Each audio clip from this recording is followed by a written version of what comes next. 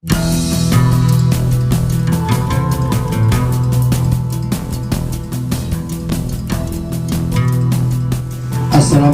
warahmatullahi wabarakatuh. Waalaikumsalam warahmatullahi wabarakatuh.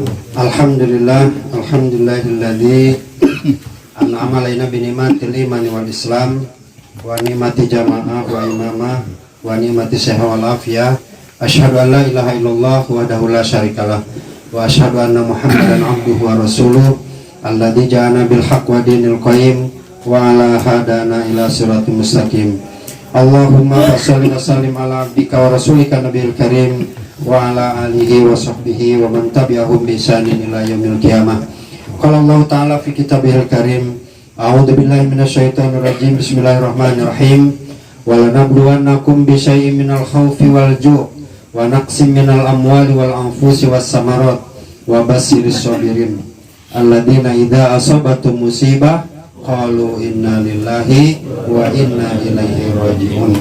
Bersyukur pada Allah Subhanahu wa taala atas rahmat dan karunia-Nya, di malam hari ini kita telah dapat berkumpul dalam rangka beribadah atau melaksanakan program yang telah ditetapkan oleh struktural.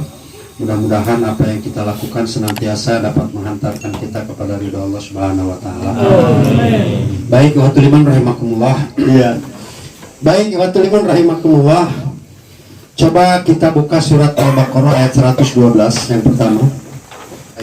Udah, silakan. 112. Ya, 112. Terjemahnya saja, terjemahnya. Bismillahirrahmanirrahim. Tidak barang siapa menyerahkan diri sepenuhnya kepada Allah dan dia berbuat baik, dia mendapatkan pahala di sisi Rabb-Nya, dan tidak ada rasa takut pada mereka dan mereka tidak bersedih hati. Baik, ikhwatul iman rahimakumullah. Allah Subhanahu wa taala tadi dalam mukadimah saya sampaikan bahwa kata Allah Subhanahu wa taala, dan sungguh aku akan berikan rasa takut. Jadi rasa takut itu memang akan diberikan kepada siapa? Kenapa rasa takut itu akan diberikan? Karena rasa takut ini seperti sesuatu alat yang diberikan kepada manusia agar manusia itu dia mau ikut nggak rasa takut, apa dia mau dikendalikan rasa takut itu. Rasa takut itu adalah merupakan satu bentuk ujian dari Allah Subhanahu wa taala, diberikan rasa takut ya kepada manusia itu. Sama di ayat itu dengan diberikan juga rasa kekurangan harta. Kekurangan harta itu merupakan pemberian juga dari Allah. Rasa takut juga diberikan Allah. Coba bagaimana menyikapi ketika kita dikasih miskin? Coba kira-kira kita harus apa ketika kita dikasih miskin? Mau nyuri? Ngerampok? Hah?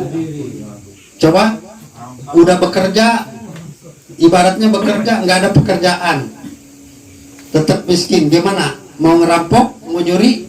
Mau nipu? Mau pinjam-pinjam? Nah, coba ketika kita dikasih kemiskinan, bagaimana sikap kita? Ketika sabar, selesai enggak kemiskinan itu? Enggak juga kan? Lalu ketika kita aral, selesai enggak? Maka, nah ini yang dimaksud manajemen miskin. Jadi ketika dia dikasih kemiskinan, maka dia bersabar. Kan mudah. Sekarang dikasih rasa takut, bukan rasa miskin. Dikasih rasa takut oleh Allah, dikasih. Gimana solusinya? Menjadi pengecut. Tidak selesai juga. Ya.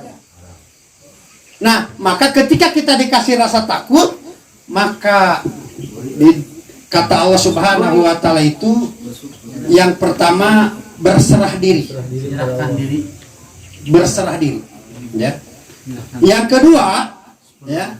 kedua dalam surat An-Nisa ayat 83. Silakan buka An-Nisa 83, artinya saja. dan apabila sampai kepada mereka suatu berita tentang keamanan ataupun ketakutan sampai kepada mereka berita tentang ketakutan. Terus mereka menyiarkannya, padahal apabila mereka menyerahkan kepada Rasul dan ulil amri di antara mereka, tentulah orang-orang yang ingin mengetahui kebenarannya akan dapat mengetahuinya secara resmi dari mereka, yaitu Rasul dan ulil amri. Sekiranya bukan karena karunia dan rahmat Allah kepadamu, tentulah kamu mengikuti setan, kecuali sebagian kecil saja di antara kamu. perhatikan nih waktu liman rahimakumullah. Ketika Allah berikan rasa takut, kita flashback ke belakang 7 bulan yang lalu, ya 7 bulan yang lalu kita rata-rata diberikan rasa sikap kita bagaimana, sama nggak dengan surat An-Nisa ayat 83? Nah, kalau menurut surat An-Nisa ayat 83, ketika kita diberikan rasa takut, datang kepada ulil amri tentang situasi dan kondisi, ya. Kalau tidak datang ke ulil amri, maka di situ dikatakan oleh Allah Subhanahu wa taala, kamu mengikuti setan. Tuh. Jadi mengikuti arahan setan. Nah, yang berikutnya tadi yang pertama ketika kita dikasih rasa takut, pertama berserah diri. Yang kedua, serahkan kepada ulil amri. Yang ketiga, tawakal. Ya. Tawakal. Buka surat ke-6. Surat ke-6. Surat ketiga. Surat Al-Imran ayat 122. Jika dua golongan dari pihak kamu ingin mundur karena takut, maka Allah adalah penolong mereka. Karena itu hendaklah pada Allah saja orang-orang mukmin bertawakal. Ya. Jadi ketika datang rasa takut, ya, rasa takut itu langkah berikutnya kita tawakal. Berserah diri saja, pasrah. Ya. Kenapa? Karena kata Allah, la yadurru ma'asmiu syai'un fil ardi. Siapa yang apa? Wala fis samai wa huwas samiul alim. La yadurru, tidak akan mendatangkan madorot, ya. Baik penduduk langit maupun penduduk bumi, ya, tidak akan mendatangkan madorot. La yadurru ma'asmiu syai'un fil ardi wala fis samai wa huwas samiul alim. Kenapa? Karena di situ apapun yang terjadi Allah mengetahuinya, dan jika Allah tidak mengizinkan maka tidak akan menimpa diri kita apapun. Ikhwatul iman rahimakumullah, kalau ya datang sesuatu musibah atau peringatan kepada orang yang beriman, ya, datang peringatan kepada orang yang beriman, itu kira-kira akan menguntungkan atau akan merugikan? Menguntungkan. Jika orang beriman itu sadar. Ya. Kemarin kita banyak berselisih. Jawab khalifah begini: yang menentukan nasib saya bukan hakim dan bukan jaksa. Ingat, dituntut 14 tahun, komentarnya begitu. Yang menentukan nasib saya itu bukan hakim dan bukan jaksa, tetapi Allah Subhanahu wa taala. Begitu, itu yang pertama. Yang kedua, ketika kezaliman orang memuncak itu bisa jadi pemicu untuk menjadi yang penakut, menjadi pemberani. Ya. Nah,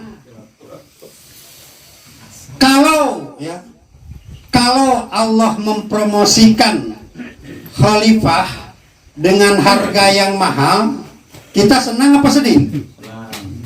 Hah? Kita senang apa sedih? Itu Allah mempromosikan khalifah dengan 14 tahun. Kenapa jadi sedih? Hah? Kenapa coba sedih? Karena kita tidak tahu bahwa khalifah sedang dijual mahal oleh Allah Subhanahu wa taala, dipromosikan 14 tahun. Ya. 2, sekian miliar dan 50 juta. Ini adalah promosi Allah yang mahal. Boleh dites. Ketika dites, kata khalifah, nasib saya ditentukan sama Allah, bukan sama hakim dan bukan sama jaksa. Ketika pledoi mau diperbaiki, tahu pledoi? Ya, ketika pledoi mau diperbaiki, coba apa komentar khalifah? Komentar khalifah, para pengacara itu bikin pledoi dia agar diringankan hukuman. Sedangkan saya bikin pledoi agar diridhoi Allah. Jauh nggak? Nah itu tes. Kalau inten ya diambil di comberan, ketika dites tetap inten.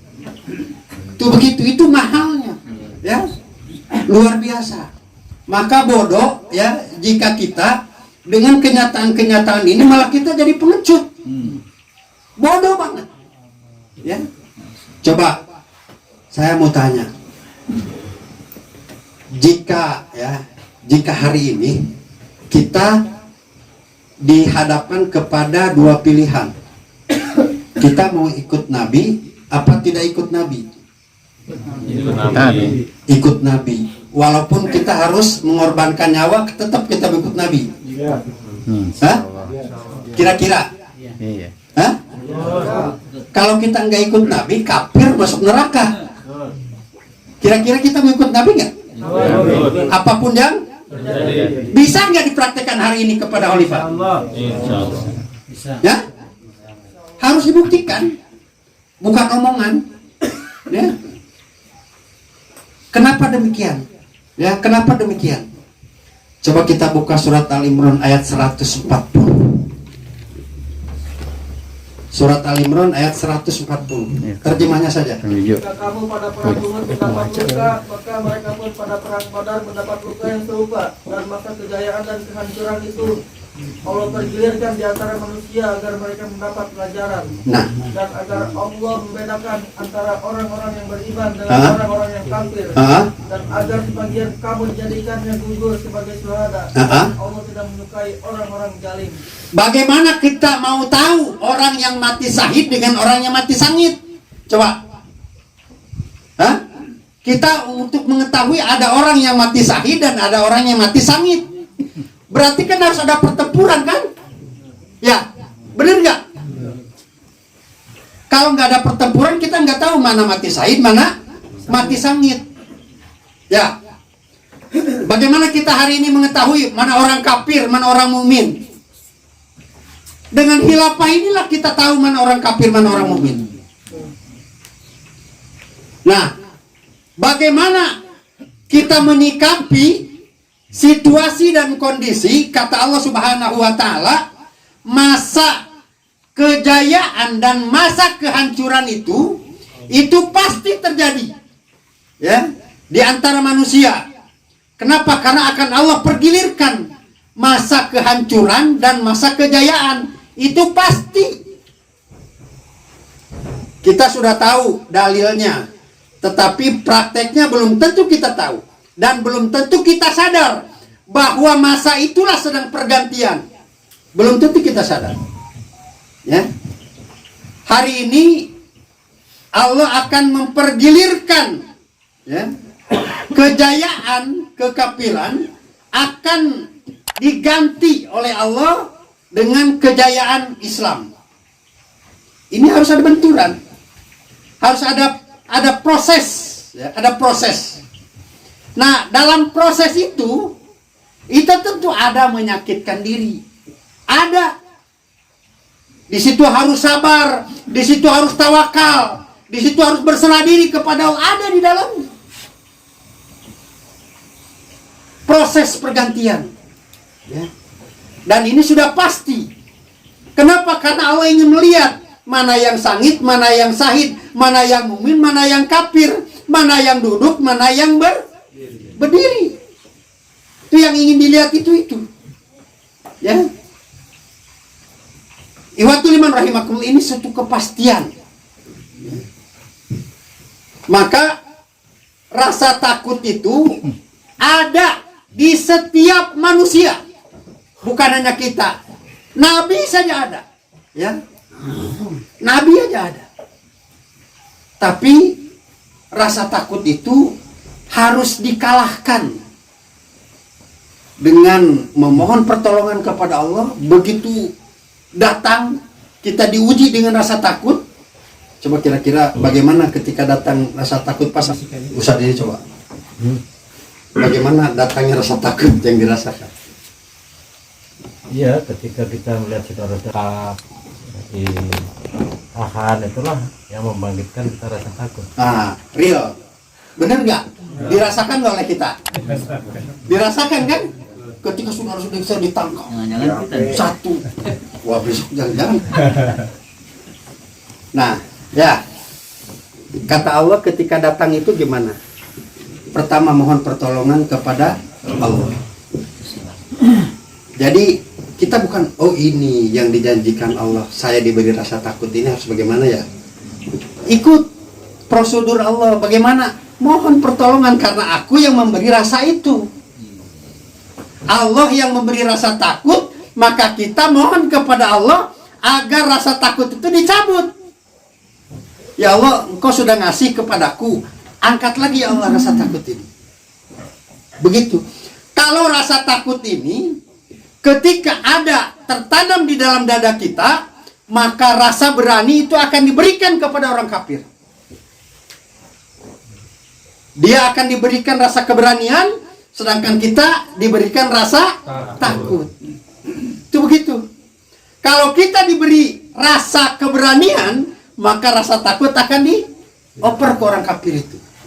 Begitu. Jadi langkah pertama ketika diberikan rasa takut, kita mohon pertolongan kepada Allah. Kenapa? Karena Allah yang beri rasa takut itu. Ya Allah, cabut rasa takut itu. Gitu. Setelah kita berdoa begitu, kita takbir. Allah Akbar. Terus Allah Akbar, Allah Akbar. Begitu, karena kita sudah tahu ilmunya, sudah paham. Ya. Bersabar. Nah, sabar ini mungkin kita masih belum praktek sabar. Ikhwatul iman rahimakumullah, ternyata ujian, maka Allah kita ini sebenarnya dibanding orang-orang dulu itu yang konon kata kita itu dulu itu orang tertinggal kan gitu ya.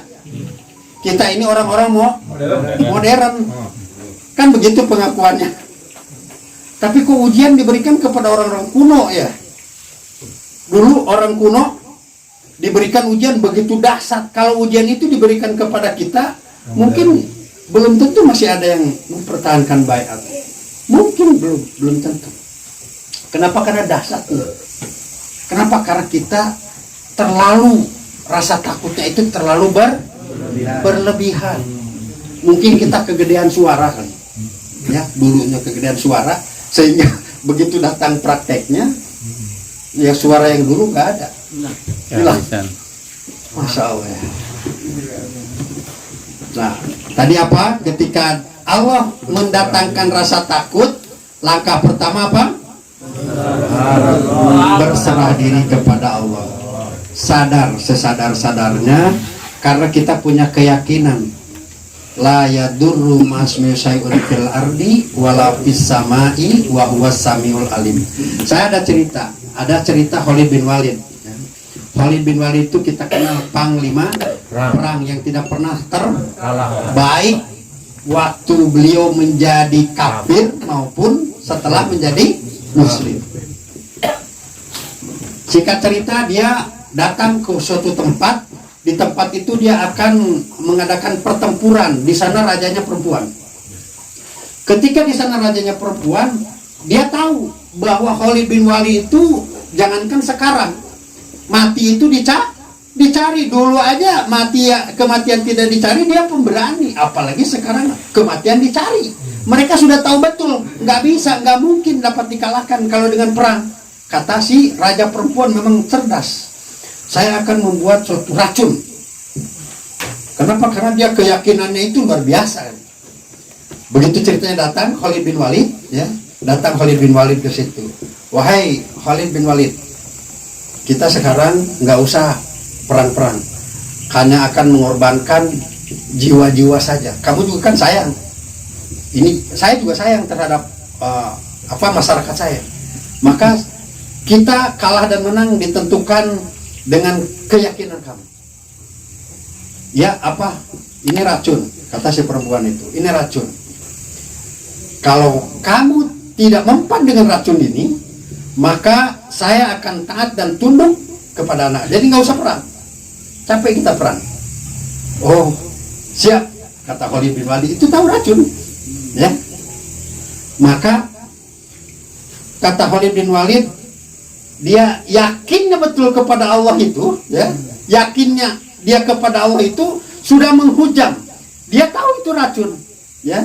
Cuman karena kalau peperangan itu akan mendatangkan kematian dan lain sebagainya, capek dan ini dan itu, maka dengan cara ini dia sudah ada perjanjian, kamu akan masuk Islam. Ya, saya akan masuk Islam bersama para pengikut. Mana racunnya? Dia langsung Bismillahi la yadurru masmi syai'un fil ardi walau fis samai wa wasamil alim. Diminum. Ternyata tidak apa-apa. Langsung dia masuk Islam. Kenapa? Karena tidak ada seorang pun yang minum racun ini akan mati, melainkan Tuhannya Khalid bin Walid. Nah, keyakinan itulah yang menjadikan dia tidak terjadi peperangan. Nah, ikhwatul iman rahimakumullah, ya. Kalaupun kita mungkin tidak seperti itu, ya, tapi minimal ketika datang cerita-cerita kayak begitu tuh, coba kita mulai masukkan. Kita mulai masuk, ya. Itu Khalid bin Walid racun, bener-bener racun. Subhanallah. Kira-kira kita bisa nggak sekarang? Kira-kira tuh udah keyakinannya enggak sih? Ini mental begini nih. Coba kalau kita bilang insya Allah bisa.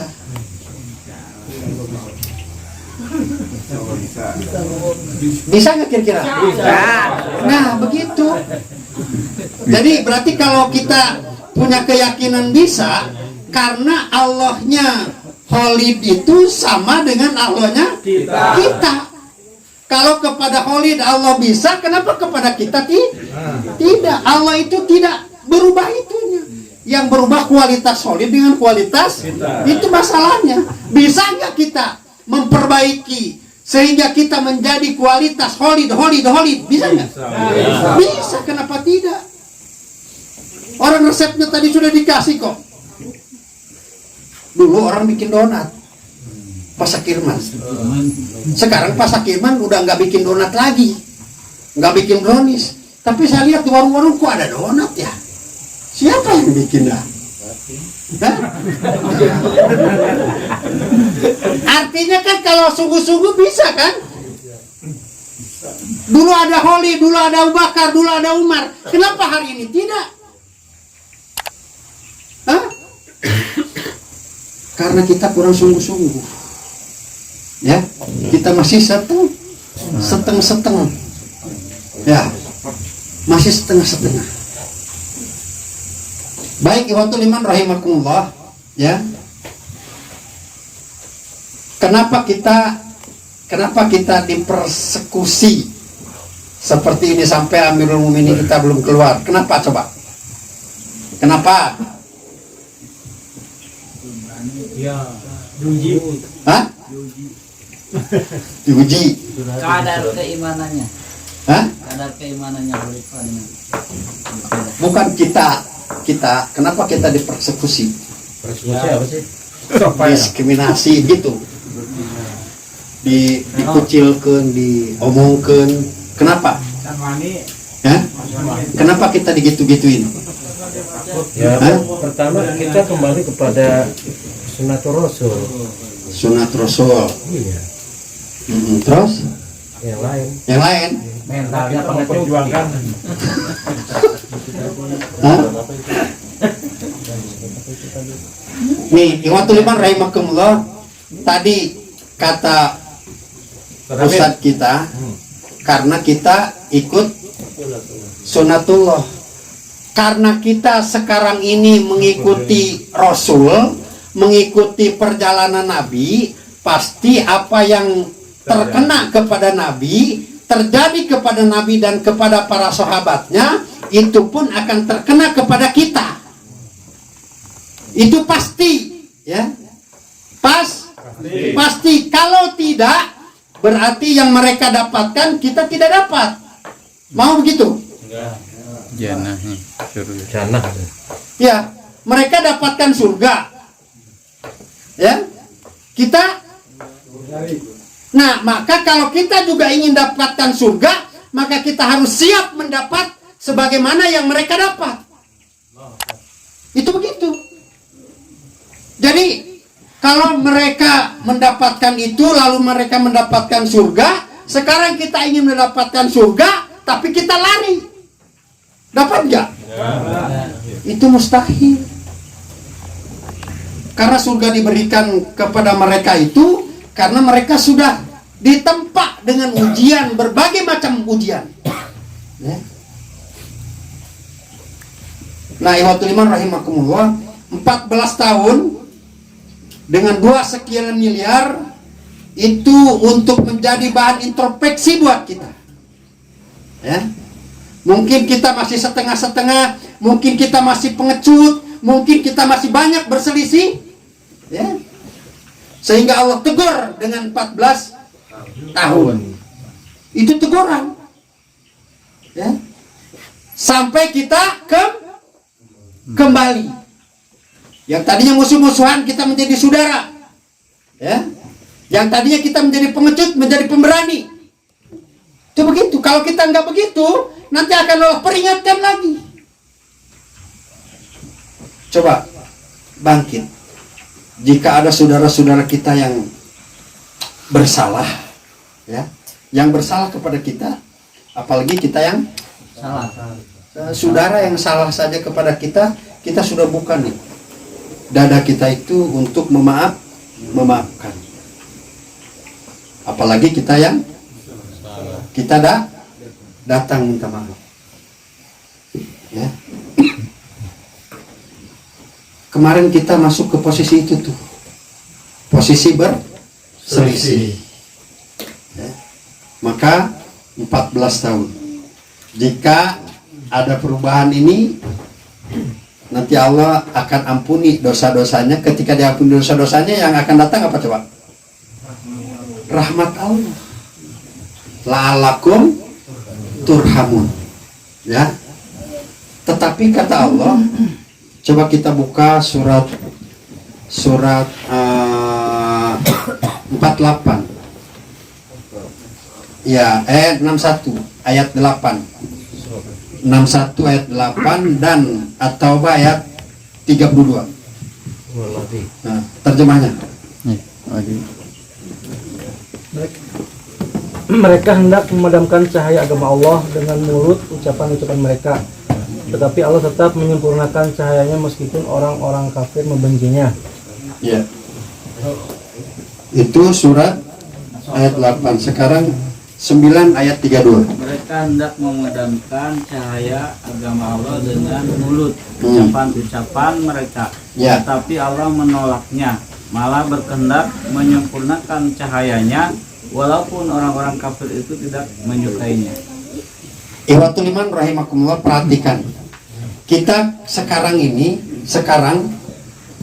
salah satu ayat yang sedang Allah nyatakan itu surat As-Saff ayat 8 dan At-Taubah ayat 32.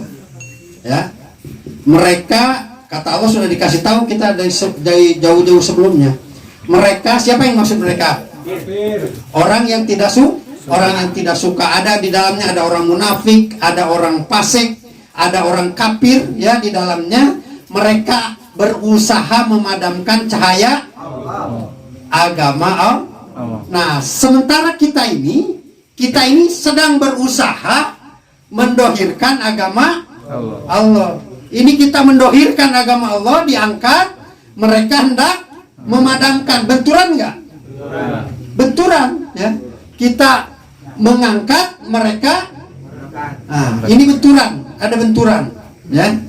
Nah, kata Allah begini, mereka berusaha memadamkan cahaya agama Allah dengan mulut, ya, dan tangan mereka. Kita terasa nggak kemarin? Terasa nggak? Pak Yaya terasa nggak? Siapa yang tidak merasakan kemarin? Hah? Bahkan, Masya Allah. Nah, ikhwatul iman rahimakumullah. Kata Allah, ketika posisi kita seperti itu kan oleh mereka, maka masanya pasti datang. Masanya. Nah, ketika masanya itu datang, kita kadang-kadang sedang dalam kondisi lalai. Dalam kondisi kita tidak bisa membaca, ya. Sehingga sikap kita itu tidak selaras dengan ketentuan Allah. Ya. Coba kalau selaras. Mereka hendak memadamkan cahaya agama Allah. Ya. Sedangkan orang beriman itu diperintahkan untuk mendohirkan agama Allah. Dan kata Allah, Allahu waliyul ladzina amanu. Allah walinya orang yang beriman. Nah, ini yang harus pede. Kata Allah, wallahu mutimmu nurihi walau karihal kafirun. Dan aku, kata Allah, akan menyempurnakan cahaya ini. Ya. Nah, mereka akan memadamkan karena kita orang beriman, dikasih tahu sama Allah, di balik semua ini akan aku sempurnakan, kata Allah. Kira-kira pantas nggak kita menjadi penakut? Tidak. Kalau kita menjadi penakut di saat itu, berarti kita ketinggalan momen Allah akan menyempurnakan cahaya itu. Dan pada saat itu kita tidak dijadikan asbab oleh Allah untuk terangnya, wallahu mutimmu nurihi walau karihal kafirun. Dan Allah akan menyempurnakan cahaya itu. Ya. Ikhwatul iman rahimakumullah.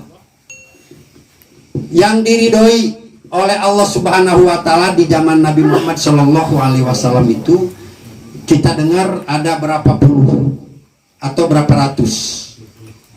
70. Siapa yang bilang 70, Cuk? 70 orang.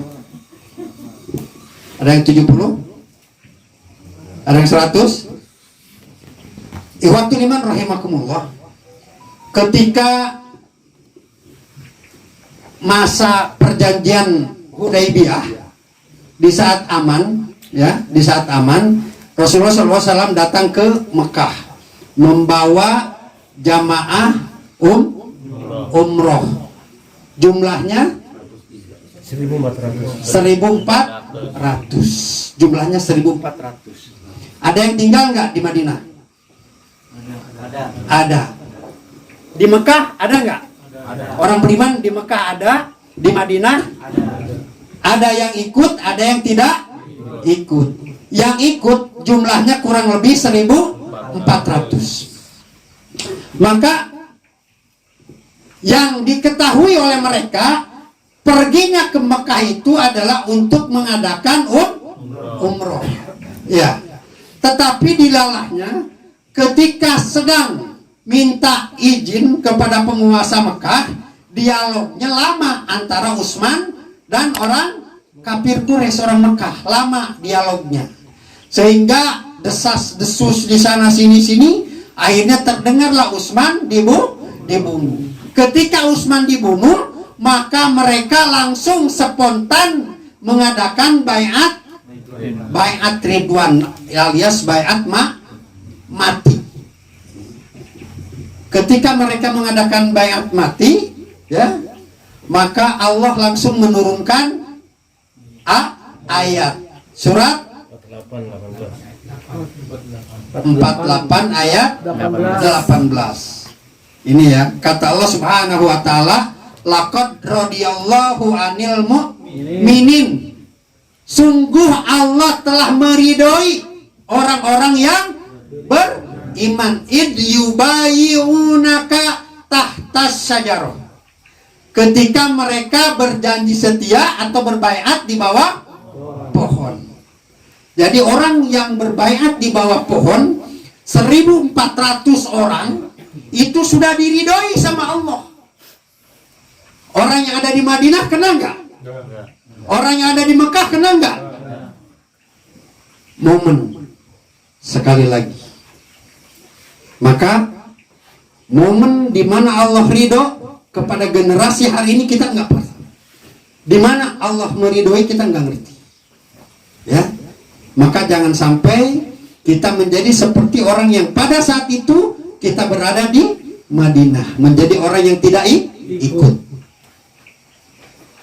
Ya, rugi nggak? Rugi. Ini momen. Jadi ya saya repot, saya ke sawah, saya kerja, saya ini, saya itu. Waduh, nggak selesai. Urusan itu nggak selesai. Saya orang yang sudah ke Aljazair, mau ke Mekah kelewatan ke Aljazair, sholat menghadap selatan, saking Lewat. ya, ke Irian, ke Sumbawa, ke Malaysia, ya nggak ada ujung pangkalnya, nggak ada ujung pangkalnya. Ya. Maka jangan sampai momen ketika kita hari ini dikasih kesempatan oleh Allah Subhanahu Wa Taala, momen terlewat. Ya, maka ikhwatul iman rahimakumullah, kita hari ini sedang berjalan sebagaimana sunnatullah. Kita hari ini sedang main panggung. Subhanallah, ini jangan sampai kelewat ini momen-momen. Ya, kita hari ini sedang dimainkan sama Allah. Saya dulu bertanya kapannya kita akan menjadi isu nasional, kapannya akan menjadi isu nasional. Sampai dibuat itu apa namanya? Onggong pakai motor teh. Motor siar. Dulu waktu di Jakarta itu saya yang buat itu motor siar itu. Saya bilang apa kira-kira ini menjadi gara-gara. Bukan menjadi gara-gara sih, amal soleh, tapi sepertinya jadi wasilah. Kenapa? Karena saya tahu bahwa para nabi itu dulu menjadi isu nasional. Ini tahu-tahu ketika tidak di Arab-Arab, tahu di Arab-Arab? Tidak ditunggu-tunggu. Ketika biasa-biasa orang biasa ya, tahu-tahu viral, luar biasa. Coba apa kata Khalifah? Ini waktu yang saya tunggu-tunggu selama kurang lebih 22 tahun. Khalifah bilang begitu, kita ngumpet. Astagfirullah. Yang nggak ditolak ngumpet juga. Hah? Yang nggak ditolak ngumpet. Yang nggak ditolak ngumpet juga. Aneh kan? Khalifah bilang ini waktu yang saya tunggu-tunggu selama kurang lebih 22 tahun. Kita nggak ditangkap. Khalifah kan ngomong begitu tuh di sini apa namanya? Polisi. Di sini polisi, di sini polisi, di belakang polisi. Orang saya ketika ngelihat di PMJ mobilnya berapa banyak dan bawa senjata juga. Itu masih sempat bilang begitu.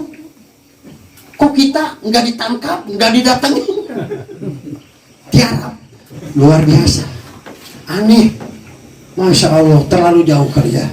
Kita dengan Khalifah terlalu jauh kali ya. Jauh banget. Coba ya liman rahimakumullah. Kesempatan ini belum tentu ada 2 kali kepada kita, ya, belum tentu ada 2 kali. Ya. Nah, saya bertanya lagi kepada pertanyaan yang awal, kenapa kita ini dipersekusi?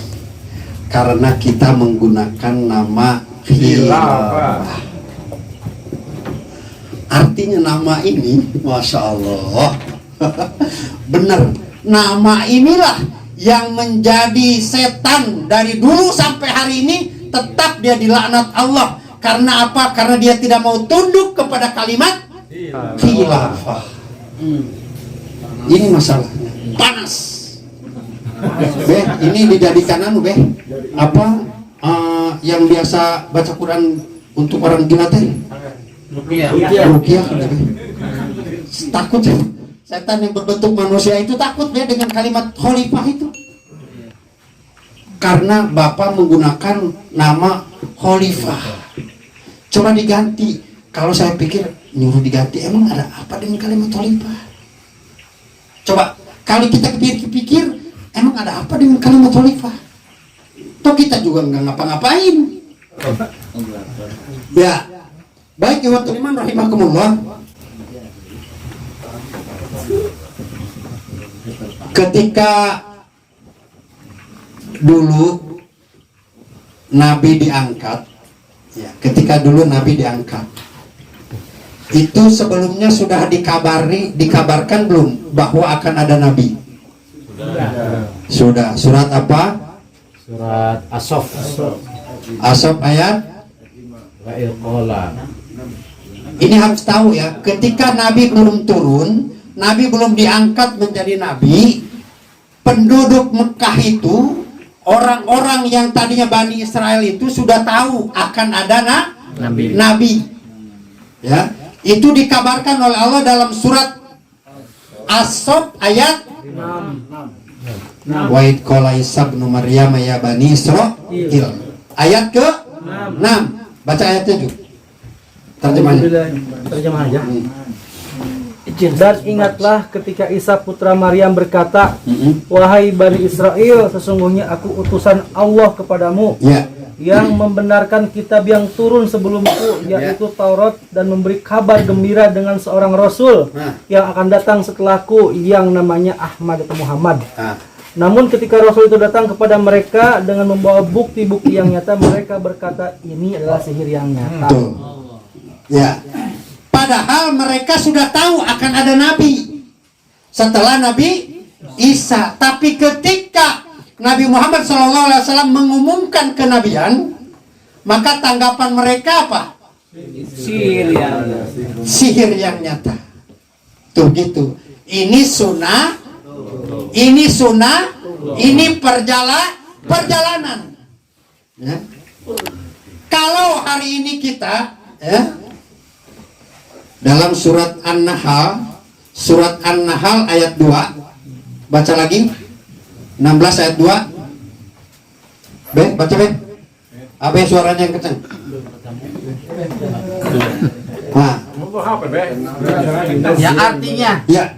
Dia menurunkan para malaikat membawa wahyu dengan perintahnya kepada siapa yang dia kehendaki di antara hamba-hambanya, dengan berfirman, yaitu peringatkanlah hamba-hambaku bahwa tidak ada Tuhan selain aku, maka hendaklah kamu bertakwa kepadaku. Perhatikan. Dia, siapa dia? Allah.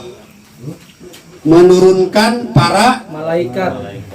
Artinya Allah menurunkan para malaikat dengan membawa wahyu kepada dengan petunjuknya kepada siapa yang dia kehendaki. Apa wahyu yang diberikan kepada orang yang dikehendaki? Itu di ayat itu apa wahyu yang diberikan kepada orang yang dikehendaki di ayat itu apa? Tidak ada Rob selain aku. Jadi wahyunya itu la ilaha illa anna takun, tidak ada ilah kecuali aku, maka bertakwa kamu di situ. Ikhwatul iman rahimakumullah, ayat ini perhatikan tuh ayat ini. Ayat ini tidak terbatas waktunya, tidak juga terbatas kepada orangnya, karena kepada siapa yang dikehendaki. Kira-kira ayat ini berlaku nggak hari ini? Berlaku. Ayat ini turun kepada khalifah kita. Ayat ini dibacakan kepada khalifah kita. Ya. Jadi khalifah didatangi malaikat, dan malaikat itu membacakan ayat itu. Ya. Lalu khalifah bertanya, surat apa itu? An-Nahl ayat 2. Nah, pertanyaannya, ketika khalifah memaklumatkan kekhalifahan ini, Banyak yang percaya apa banyak yang menolak? Ya. Ini wajah-wajah yang menerima ini adalah wajah-wajah kelas menengah ke bawah. Yang menolak itu rata-rata kelas menengah ke Atas. wajar nggak? Sunatullah. Alhamdulillah. Cuman persoalannya kita berani nggak nih ngangkatnya? Ini karunia Allah, karunia terbesar ya dari Allah Subhanahu wa taala diberikan kepada kita. Ya. Diberikan kepada kita hari ini. Maka jangan sampai karunia ini nanti malah Allah gantikan kepada orang lain. Ya. Ini karunia ini sudah diberikan oleh Allah kepada kita. Maka kita syukuri. Bagaimana mensyukurinya coba kira-kira? Berjuang terus. Tadi resepnya. Pertama, kita mohon pertolongan kepada Allah. karena tidak mau harus keluar air Keringat. keringat. Yang Air kedua, mata. keluar air Mata. Ketiga, keluar air Darah. Itu tuh yang akan dilalui itu. Itu akan dilalui pasti. Ya. Itu pasti akan dilalui. Kata Nabi Muhammad Shallallahu Alaihi Wasallam, surga itu dibalik kilatan pedang. Jadi siapa yang mau masuk surga, dia harus masuk dalam kilatan pedang itu. Ya. Kalau tidak mau masuk, ya kemana jalannya? Coba kemana jalannya kalau kita tidak mau masuk kepada kilatan pedang itu? Kemana jalannya? Sama seperti orang mau masuk surga tapi nggak mau mati. Hah? Benar nggak? Logiknya keinginan begitu. Hah? Logiknya keinginan begitu. Mau masuk surga tidak mau mati. Itu keinginan yang terlalu menghayal. Ya. Mustahil. Kita masuk surga tidak mau diuji. Itu enggak rasional. Makanya sudah. Caranya berserah diri.